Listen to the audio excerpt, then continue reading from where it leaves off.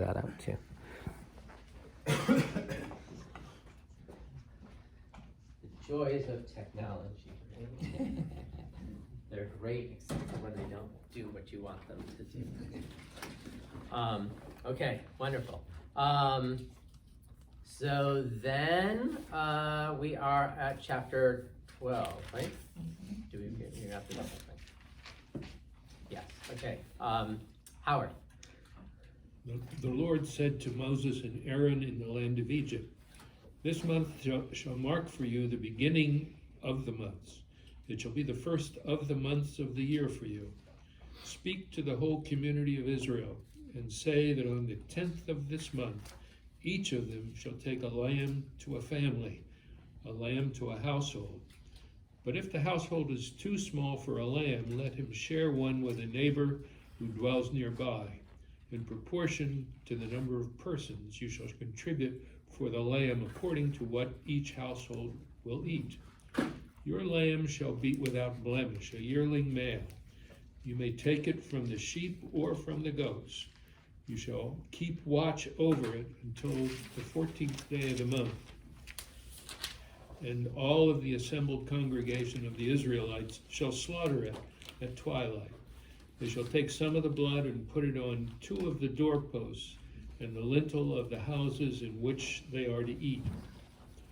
They shall eat the flesh that same night. They shall eat it roasted over the fire with unleavened bread and with bitter herbs.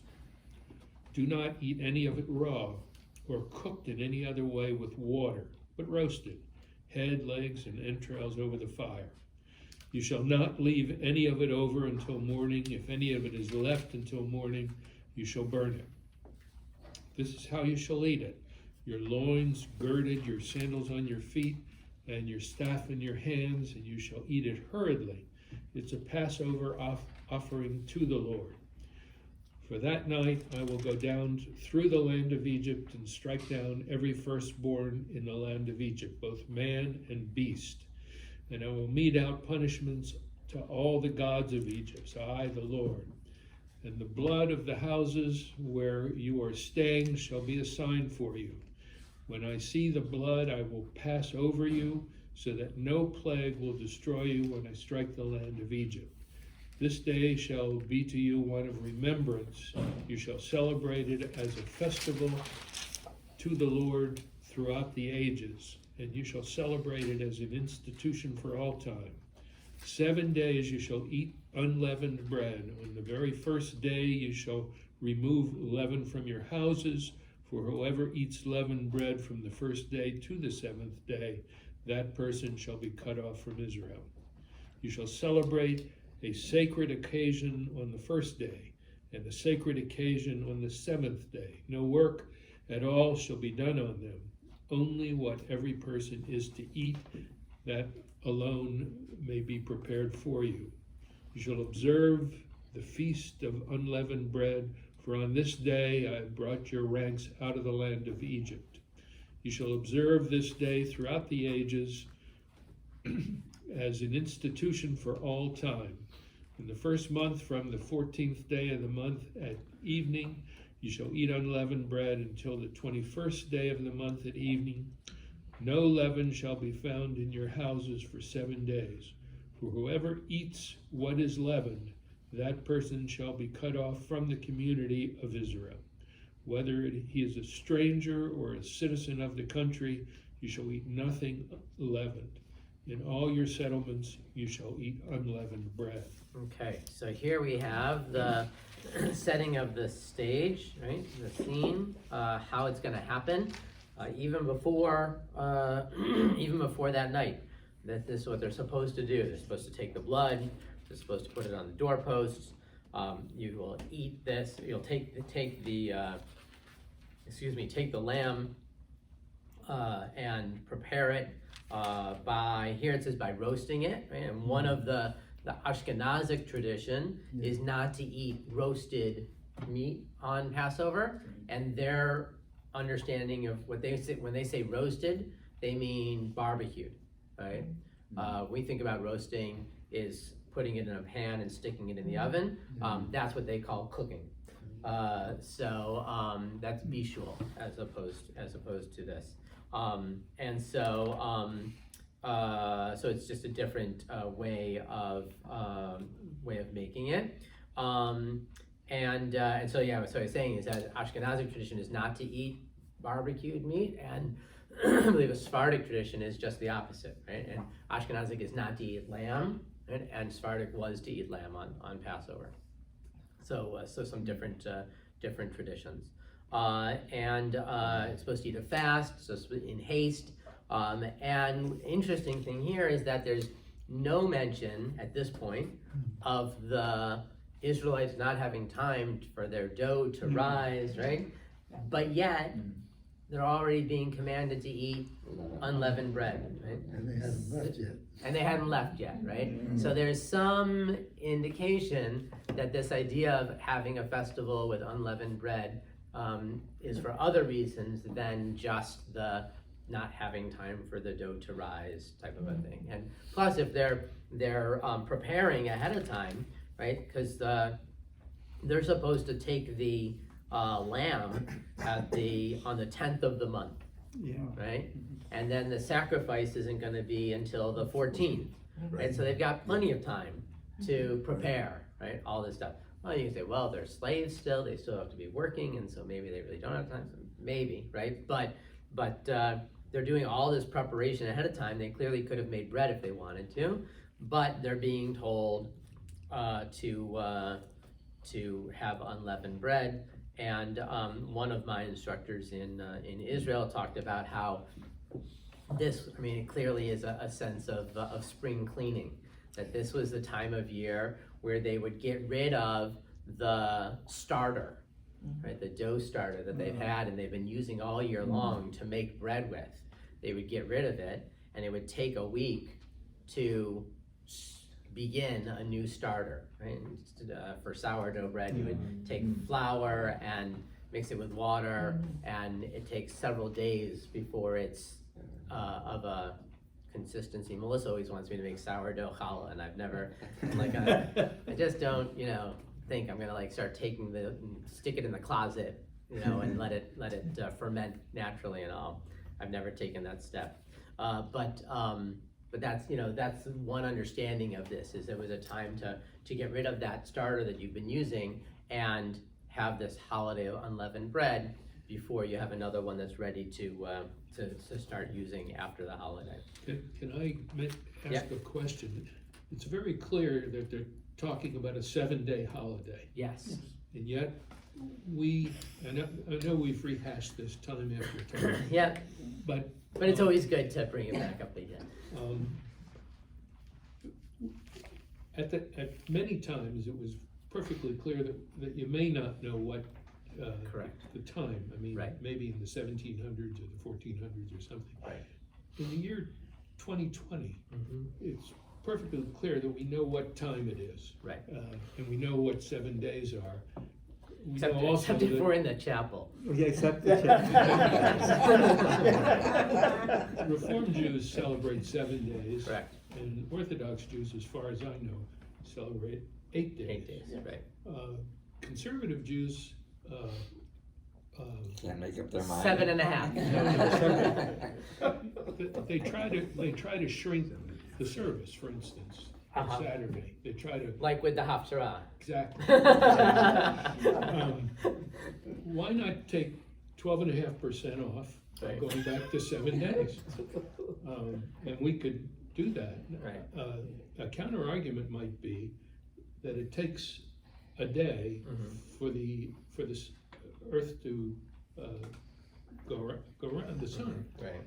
and maybe that's the 8th day, that you want it to be celebrated actually no matter where you are, if you go from A to B, and it's more than the 7th day, although you shouldn't be traveling On Yom Tov anyway, right. But We don't have a choice about the Earth going around the sun. No, Well, it takes a year to It takes do that. that's It a takes a year. year, that's true. That's a year. It's a day for the Earth to It's a renew. It's a day for the- But yeah, But in Israel, it's only 7 days. in Israel, Israel is right. 7 days. So yes, so there's certainly arguments. It's custom. It's custom, Yes. right? And there is a tshuva in the conservative movement that was passed by the law committee that said that it is a viable option for congregations and maybe even individuals, right, to make this decision to only do a 7-day holiday, just as it says in the Torah. So before we get to that decision, is that the Torah is, Judaism, I say this often, is not a religion of the Torah, right? It's the religion of the rabbinic interpretation of that. And so the rabbinic interpretation was such that there would be this extra day. And the reality is that we didn't have to get to our day now to know exactly when it was, right? The calendar, the term is intercalated, right? The calendar was set back in the 4th century as to what years are going to be full years, what years are going to be sort of shortened years, what months are going to be. Some of the months are 29 days, some of them are 30 days, some of them are flip back and forth depending upon the year. How do we set it up so that Yom Kippur never falls on a Friday or a Sunday, right? And that was set, in the 400s or in the 300s. So it's not a new thing. People could have been asking this same question for a long time, and yet we continued to, carry on this established tradition. There are those, and one of the congregations that I was interviewing at, who follow 7 days, right? Meaning their office is open on the 8th day, or it's not the 8th day for them, right? It's just a regular day. And it was an interesting thing to be thinking about for myself personally, where I would celebrate, an 8th day, but they really did it in connection to their relationship with Israel, right? I don't want to say in solidarity with, but I think it's like in connection to Israel, and so they really hold by only having a 7-day holiday. And that goes for Sukkot, and it goes for 1 day of Shavuot instead of 2 days, and they go by that Israeli calendar. So there are some congregations I know a couple of others, and I'm sure there's more, but there are a few congregations that do follow it that way. But the major tradition is to still have the 8 days. Thank you. Yep. So where did they didn't have time for the. That comes a little bit later, Oh, okay. right? As they're actually leaving, right? It says that they take the dough and they throw it over their shoulder and they head on out, not having time for the dough to rise. Yeah, so that comes a little bit later.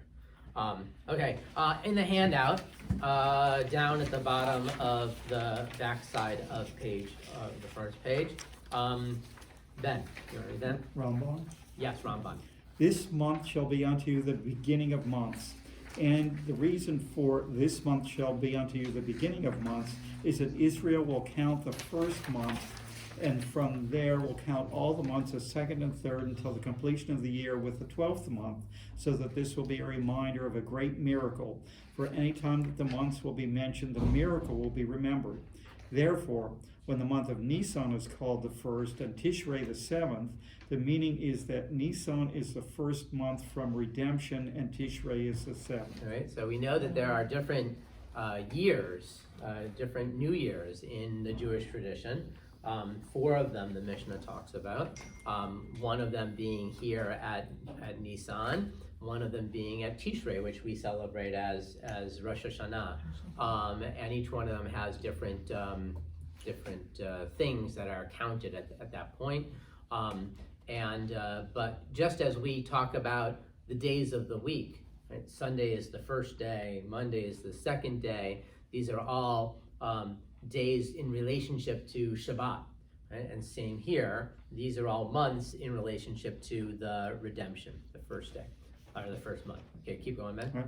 And our sages have already mentioned this topic and said that the names of the months came to us with us from Babylonia, for at the start we had no names.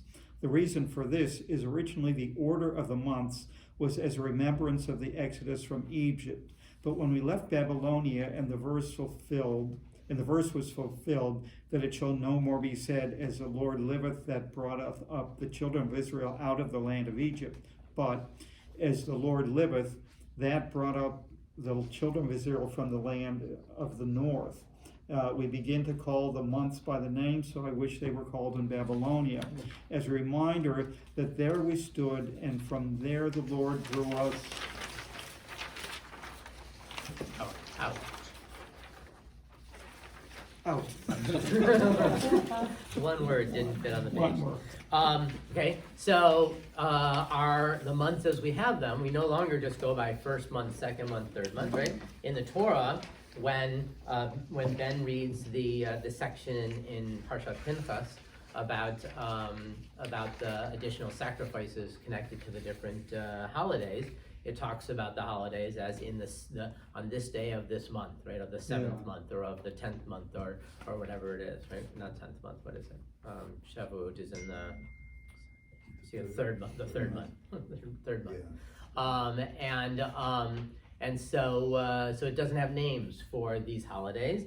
We do have Pesach is called a couple of different things, called Chag HaAviv, right, the holiday of the spring. But it's not talking about any particular month until we get, as it says, coming out of Babylonia. So really, it's bringing together two redemption stories, right? The redemption from Egypt, and then the redemption from being dispersed in Babylonia, and that's where we then get our names from. Yeah, there's something interesting about it. I've been reading some of this stuff, and they were saying that with the new moon, when you start out with a new moon, you have no moon. And in 15 days from that, you get the zenith, where you get the full moon. Right. So the moon is waxing, and then the next 15 days it's waning. And what they do is they apply this to Abraham, saying he was, the rebirth of the nation, like beginning of the rebirth of the nation of Israel really started with Abraham, because he's the one that had the prophetic insight to see that actually the children of Israel would be in slavery for 400 years. So if you take those 15 days, it would go from Abraham to Solomon, and we know it's Solomon, he had the kingdom and it was at its zenith. And then this cycle of 15 days, and I figured it out just because I'm a numbers guy, it's like 44 years to say each day, and I don't know, we're like 5 cycles in. So who knows exactly what that means, but waxing and waning of Israel. Israel's high, Israel's low. It seems to go in that kind of a pattern. I mean, we all in our own lives, right? We have highs and we have lows. Exactly. And so we certainly see that, and that's one of the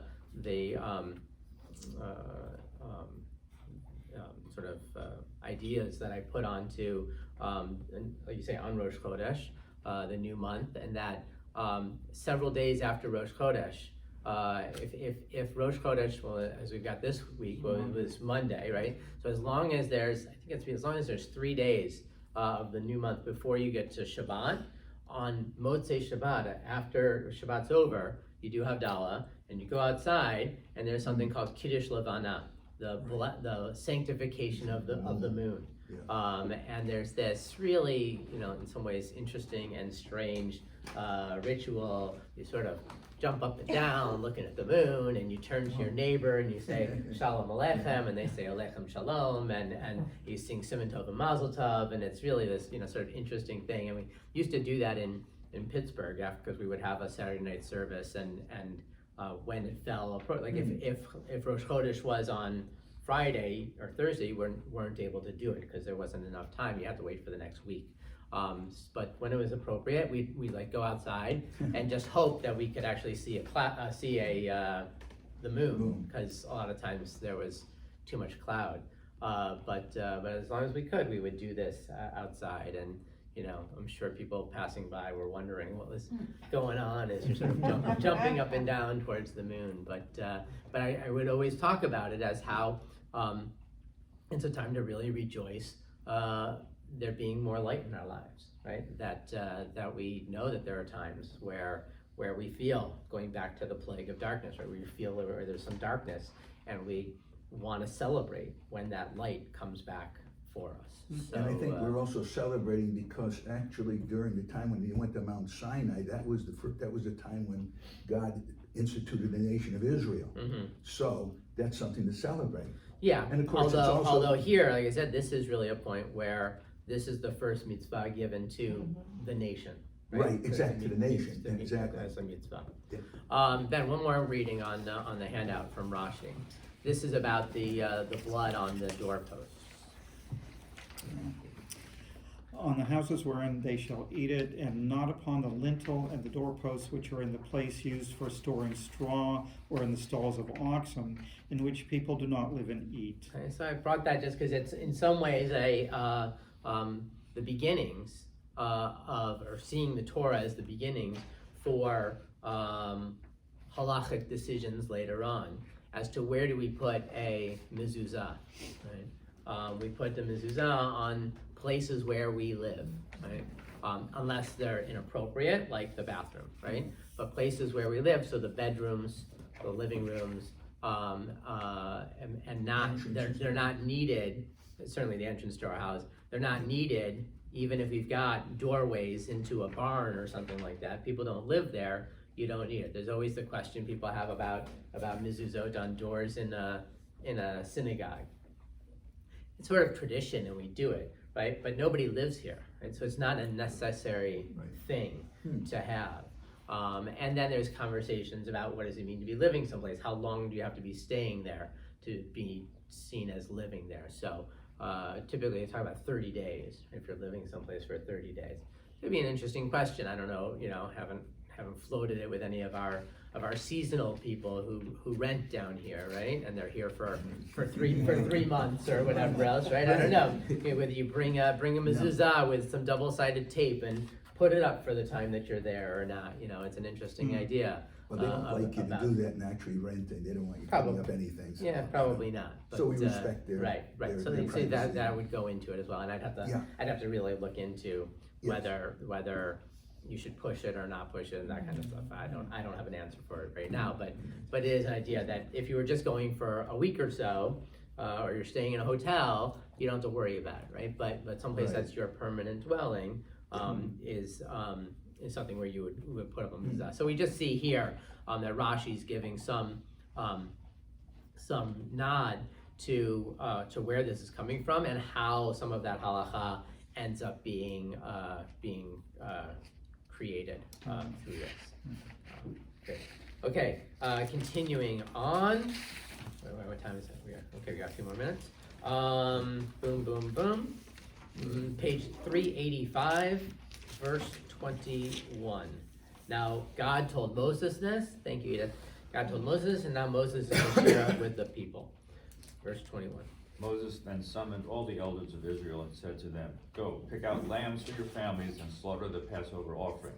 Take a bunch of hyssop, dip it in the blood that is in the basin, and apply some of the blood that is in the basin to the lintel and to the 2 doorposts. None of you shall go outside the door of his house until morning. For when the Lord goes through to smite the Egyptians, he will see the blood on the lintel and the 2 doorposts, and the Lord will pass over the door and not let the destroyer enter and smite your home.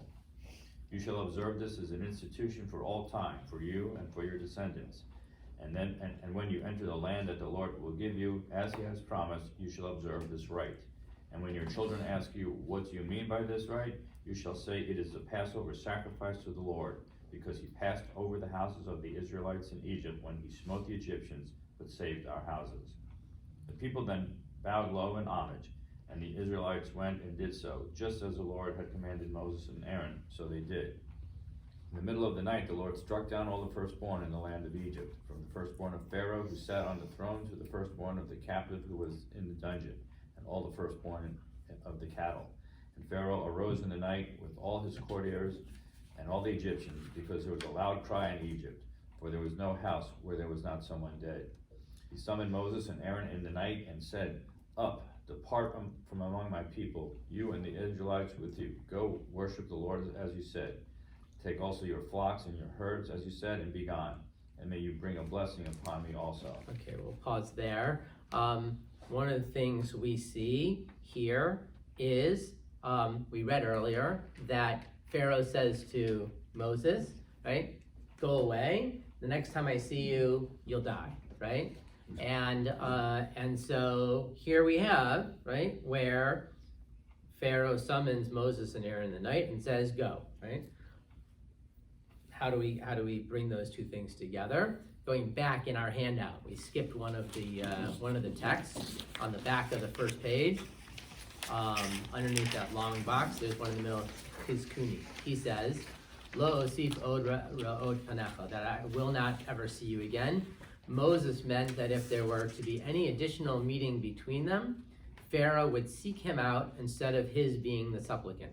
This is confirmed by the Torah when we read later on, as when you see it. So they're quoting, he's quoting another verse, but here, right, the difference is all the other times, right, Moses and Aaron go to Pharaoh, right? They seek out Pharaoh, whereas here, he calls them, right? They're no longer going to ask for the Israelites to be freed, but rather Pharaoh is saying, okay, now it's time for you guys to go.